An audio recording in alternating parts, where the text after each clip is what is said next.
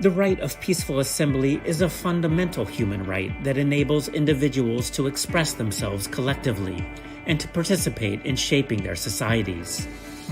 Together with other related rights, such as freedom of expression, freedom of association, and political participation, it constitutes the very foundation of a system of participatory governance based on democracy, human rights, the rule of law, and pluralism.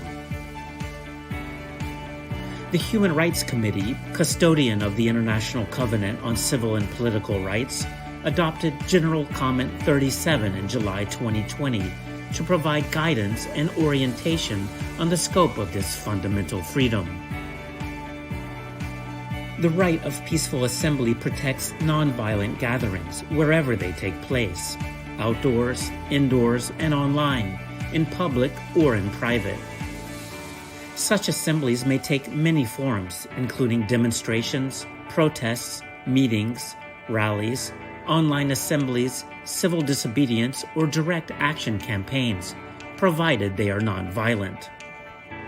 Everyone has the right of peaceful assembly, including non-citizens and children. It is particularly important for marginalized individuals and groups. States not only have the obligation to allow such assemblies to take place without unwarranted interference, but also to facilitate the exercise of this right and to protect participants. Therefore, states must promote an enabling environment without discrimination and must not, for example, block or hinder internet connectivity in relation to peaceful assemblies. The same applies to geo-targeted or technology-specific interference with connectivity or access to content. While the right of peaceful assembly may in certain cases be limited, authorities must justify any restrictions. Restrictions must meet the requirement of legality and be both necessary for and proportionate to at least one of the grounds for restrictions enumerated in the Covenant. Restrictions must not be discriminatory, impair the essence of the right, or be aimed at discouraging participation in assemblies or causing a chilling effect. On the contrary, they should be guided by the objective of facilitating the right.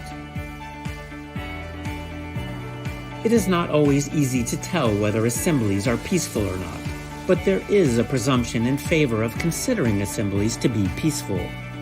Moreover, isolated acts of violence do not make the whole assembly violent.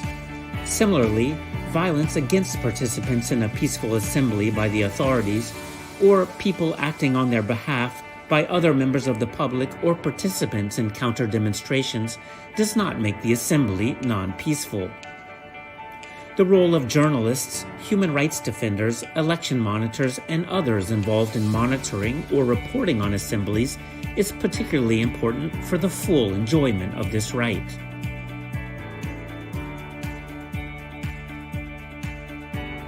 The right to peaceful assembly is critical to advance ideas and aspirational goals and to create opportunities for the inclusive, participatory, and peaceful resolution of differences.